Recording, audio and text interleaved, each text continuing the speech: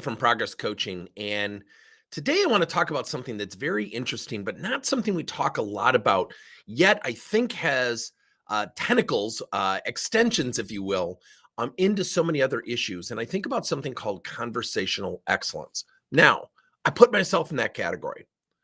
How often do we have misunderstandings between people? How often do we interpret and judge messaging? And I think about something called conversational spinning. Conversational spinning is when someone takes something and makes it something that wasn't not only not intended, yet wasn't even close to the message. Let me give you an example. I was in a meeting with a team of team leaders and supervisors at one of our client site in person, and they kept talking about upper level management. And somebody goes, "Well, you can just tell they don't care." And I said, "Really?" And she said, "Yeah, they just don't care." I said, "What do you mean they don't care?" She said, "Well, we got this memo about this policy change, and it's like they just don't care about us." And the policy change had something to do with overtime. And the company is going through a frugal time. They're actually in really good shape financially, but they're being frugal during these times, probably a good idea. And I looked at her and I said, "I'm going to challenge your premise." I said, "What if they were limiting overtime for the financial stability of the company?" And she said, "Well, I've got kids. I'm a single mom." And she just went off. And so I said, "I'm going to do something that's really going to be obnoxious." And she said, "What's that?" I go, "Well, you just don't care about the company. All you do is care about yourself. You can just tell." People in the room started laughing. And I know these people. I know it's very aggressive what I just demonstrated. And she goes, "Well, that's not what I'm saying." I go, "So your upper level management came out and said, 'Oh, by the way, we're reducing overtime hours because we don't care about you.'" She said, "Well, that's the way I took it." I said, "But that's not what they said." "Well, I just didn't take it that way." I said, "That's not what they said." And she said, "No, it's not." I said, "Okay, think about what you just did. Do you want to work for a company that frivolously spends, doesn't budget? They just kind of do what they want. They find out they don't have enough money to make payroll. Do you want to work for a company like that?" I said, "That's a company on the surface. You might go, 'Wow, I got all this overtime. This is great.' Show up one day for work and there's a note on the door. 'We're bankrupt. Sorry, we didn't track things very carefully, but we just wanted to give everyone what they wanted to show them that we care.'" And she stopped. And to her credit, she paused and she said, "Sorry, I'm just really frustrated." And it just, I said to her, I said, "I want you to listen factually. Don't spin. Don't converse without judgment and interpretation." And it's hard, right? We all do it. I know I do it. And so the goal of feedback is to give it to somebody where you have this opportunity to get someone to receive it and strategically utilize it. And I think we make so much effort to spin and judge and share and interpret and uh, take it to a different stratosphere. It becomes something that isn't even reality. I'll give you another example. One of our clients, we were doing a something that we call coaching pods, where we get their groups together and we go through exercises specific to what their business is going through. And somebody in the group, it was a peer-to-peer activity. What would you do if you had to coach a former peer? You now became the boss. And one of the pods groups, we put them into breakout rooms in Zoom. And this person came back and said, "Yeah, we talked about, the person was probably jealous. The person probably was undermining the person. And the activity was, this person had been abrupt with now his new boss, his former peer." And that was it. It was really generic by design, by the way. And then all of a sudden, people started to say that he was jealous. And then I let them finish, and I don't give feedback until I get to the end and I take notes. And we get to about a third group. And the third group literally made this statement. They said, "Yeah, as everybody else said, obviously this guy was jealous." And I was stunned, because what was happening was conversational spinning. We were not listening factually. All we knew is this guy was abrupt and disruptive to his now boss, and nobody knew why. Yet it went into a category. By the third group, he was jealous. It was no longer a thought. Maybe he's jealous, maybe he's not. It was fact. And it wasn't fact. So I had everyone, I said, look, I said, I'm going to do something, everybody, that I want you to really hear, agree that there's an interpretation that this guy was probably jealous. And I'm kind of leading a little bit. And everyone's like, yeah. And I said, take a pen, go back to the exercise, because I gave him a PDF. I said, I want you to circle or note on your computer in the case study, what part of that case study led you to believe that he was jealous? And all of a sudden you heard someone from one of the rooms, or from one of the people on the Zoom. We had about 20 people on, and she goes, oh, wow. She goes, I just thought that was part of the case study. I said, no, never once said it was jealousy. Did anyone just think he's having a bad day? It had nothing to do with the peer-to-peer transition. And everyone just stopped. I go, do you see the risk of conversing with judgment interpretation? Do you see the risk of conversational spinning? Now, let's take everybody in this room, everybody. And I said, how many of us have seen, with your hands up, and we're on our Zoom call, I said, with your hands up, where people are literally of the knowledge that people in that situation have gone and told other people, did you hear Dan's really jealous of Bob? You know, I guess he really went after him. And people make it bigger. Everybody's hands go up. I said, so how does that affect our workplace culture? And everyone stopped. I said, look, everybody, I'm not judging you. I do it. I know we all do it. I mean, I think about the Oscars and the Will Smith slap, and I'm so sick of hearing about it. But you know, the Chris Rock, and how people were interpreting it, and people were quoting Chris Rock, and people were quoting, you know, Will Smith, when they never talked to him, and it takes on its own life form. I think about the vaccine. And I remember, and again, these are politically charged conversations or topics. And I remember a friend of mine said, well, you know, I don't know what's in the vaccine. That's why I'm not taking it. Now, look, I'm vaccinated. I'm all for the vaccine. I'm also for people's rights, especially in the United States, where we really, you know, have our privileges. I also support someone's right to not be vaccinated, because I don't think it's a government's job, in my opinion, to make people to put medicine in their body. Doesn't mean I'm right or wrong. It's just kind of what I believe in. Okay. And my friend goes, well, I don't know what's in the vaccine. I said, okay. I said, I want to ask you a question. I said, I want you to just play along honestly. And what I'm demonstrating, everybody, and I hope I'm not coming off snooty or snobby, but conversational excellence. And I said, I really want your honest truth. Will you just play along? I don't want to convince you.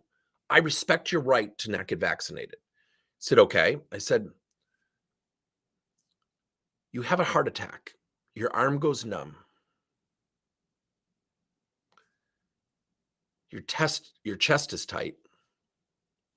What would you do? He said, I'd rush myself to the hospital. I said, okay. They're about to put you under. They're going to give you oxygen. They're going to give you some pain meds. They're, you know, they might have to start reviving you. They might even have to put you in for emergency heart surgery. What would you do? And I got this inquisitive look. He said, what do you mean, what would I do? I said, what would you do? I said, well, nothing. I said, well, why not? You don't know what's in the anesthesia. You don't know what's in the medication they're giving you. You don't know what's in the drip. You don't know what they're giving you. And he goes, yeah, but that's different. I said, awesome. How's it different? And he stopped, and he didn't have an answer. And I said, look, I'm not saying you're wrong for not getting vaccinated. Yet you're spinning of, you don't know what's in it. Do you honestly know what's in Advil and Tylenol and every other medication we probably take? I said, is that a medically factual representation that you know the ingredients put you at risk? And he stopped, and he goes, no, I don't know. I said, okay. I said, again, don't get vaccinated. I'm not trying to convince you. And it was a really healthy conversation. And I had a friend, going back to the Oscars with Will Smith and Chris Rock, and a friend said, you know, I think this is blown out of proportion. Will Smith shouldn't have been charged. And I said, you know what? Great, your opinion. I said, and he's an older gentleman, and I took a big risk. So what I'm doing is I'm demonstrating some things that people might say, this guy's a lunatic. Don't listen to anything he's saying. But I'm trying to draw attention to how we conversationally spin, how we don't listen factually, how we converse without, we converse with judgment and interpretation. Let me just share this with you. I looked at this person and I said, so how many slaps should be allowed? He goes, well, I'm not saying slaps should be allowed. I just think in this instance, if Chris Rock doesn't want to press charges, he shouldn't. I said, okay. I said, so if somebody breaks into a store and the store owner's just, doesn't want to press charges, but the person broke in, broke glass, disrupted people, terrorized people in the store, should they press charges? And I got him to think a little bit. He paused. And I said, so, I'm getting upset, just so you know. And he looked at me really weird. He goes, what? I go, I'm going to just smack the crap out of you. So are you ready? And he took a step back. I said, no, it's okay. It's not a big deal. I'm just going to slap you. I won't close my fist. But when I slap you, we're just going to kind of walk away. And for God's sake, don't press charges. And I used a little bit of physicality and said, can you imagine if 1 million people were watching us right now? Millions? And it's so easy to dismiss what's right or wrong when we're not even in that moment. See, when we're in the workplace and the boss calls somebody into the office and says, Jill, I need to see you right away. And Jill goes in and the boss says, Jill, we're really kind of waiting on, some of your projects, you're behind and, your deadlines are being missed. Is there anything we can do to help you? And really has a thoughtful conversation about assisting this person in getting their projects done. Jill, again, is feeling, emotional, is feeling, called out, is feeling embarrassed, is humbled. And she goes back to the cubicles and the employees ask the question, Jill, what happened? What did the boss say? Are you okay? Has anyone honestly ever heard an employee go, you know what? It's me. I've been behind on my projects. My execution's terrible. My time management, my ability to prioritize is just off the charts wrong. What do we hear? Honestly, what do we hear? Well, he just, said I was behind on my projects, but, it's not all my fault. And I just felt really attacked. That's when the conversational spinning starts. That's when the judgment and interpretation starts. And so what we have to do is listen factually. And when we listen factually, we have conversational excellence. And when we have conversational excellence, we have better communication, better collaboration, better understanding, better increased ability to execute. And I want to share with you something that happened in the sales world. I was talking to one of our clients who had a sales rep, and he butted his boss about 10 times, according to my client. And he kept going over his numbers and his performance, and he was not hitting all his numbers. And the manager did something that I probably wouldn't have done. But again, conversations are not about doing them perfectly. They're about having good conversations, staying on track, not emotionally spinning, not emotionally interpreting, not judging, not taking things out of context as best we can. And again, we're human beings. And he was talking to his sales rep, and his sales rep had about, but out about 10 times. Yeah, but, the marketing department. Yeah, but I'm not the only one who's complaining. And what this sales rep was saying was, I need to validate my lack of ability. I need to validate to a certain extent why I'm feeling this way. And he kept coming up with reasons. And the manager did something that was pretty aggressive and said, I have to ask you, how come other people are hitting their numbers? And the rep got emotional. And the meeting, disbanded, and it turned into this big emotional thing. HR got involved. HR then kind of took on their role, which I get, yet they weren't in the meeting. So now they got their striped shirt on and they're officiating, and the rep says, I just felt really attacked. So now the emotional interpretation, the feeling became the criteria to deal with. And I'm like, wait a minute. And so I actually know the HR manager. And she said, what's your take on this? And I said, is he hitting his numbers? She said, well, I don't know. I said, okay. I said, well, I can tell you he's about 30 points below where he should be. I said, from a number standpoint, he's in trouble. I said, number two, I said, when you talk to the manager, did he give you indication of the reaction of the sales rep? And she said, well, he said he was upset. And I said, well, he used the words, yeah, but 10 times. He actually started to count because this manager had gone through some of our stuff about factual listening. And so when you're listening factually, you write down things factually. You don't write down your feelings. And I said, my concern is we're dealing with emotions and not reality. The reality is he's 30 points below. The reality is he's gone through the training, the same training everybody else has, who is hitting 100+%. 60% of the reps are hitting their numbers. He's in the 40% that's not. What would you have the manager potentially do differently to satisfy or bring those numbers up at those 40%? And she said, gosh, I don't know. And I said, can I be really aggressive? And she said, sure. I go, then why are you involved? And I got this look and I said, the reason I'm asking you is you're now coming in. You're now coming in the 7th inning of the game, but you haven't seen the first 6 innings. Has this rep complained before about the training, about the marketing, all the yeah buts he brought up? She said, no. I said, okay. I said, would you mind if I shared with you a story? She said, sure. I said, when I was working with a company by the name of Evan New Johnson, I went to one of their national sales meetings. It's one of the worst experiences I ever had. We played a game that was called Sell Anything. And I brought a guy up and he volunteered himself. And then we played the game. And the idea behind the game is you sell anything. And we had products like powered or gas powered spoons and bottled air. And the idea behind the game is the products don't really exist. You can't lead with product knowledge, which this company was doing too much of. We have to ask questions. We have to do more needs-based selling. And then we played a game with a product that was a little bit edgy. And I said 7 times, I don't think we should use this product. I think it's stupid. I think it's immature. We're going to giggle. We won't get what we want out of the activity. So we disbanded. We played the game and the activity was done. By the time I got back to the company, about 4 days later from traveling, I get called into the HR office. And the person said there was a complaint filed against me. I said, from what? They said, the event that you did out in Las Vegas. And I said, I have no idea what you're talking about. Well, the person who had actually come up and practiced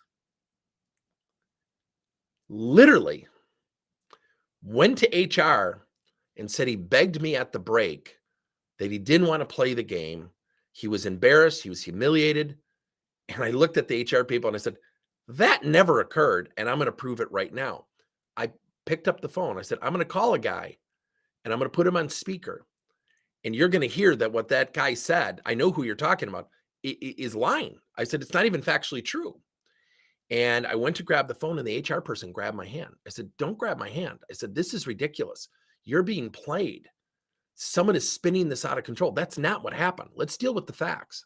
So I continued to dial the phone, got this guy on the phone. He validated. He goes, yeah, I'm the one who talked to Tim at the break the whole time. And all of a sudden it hit me and I go, you know what this guy is doing, right? And he said, no. I said, he's taking a situation, he's spinning it out of control. I said, can I ask you something? They go, what? I go, is he hitting his numbers?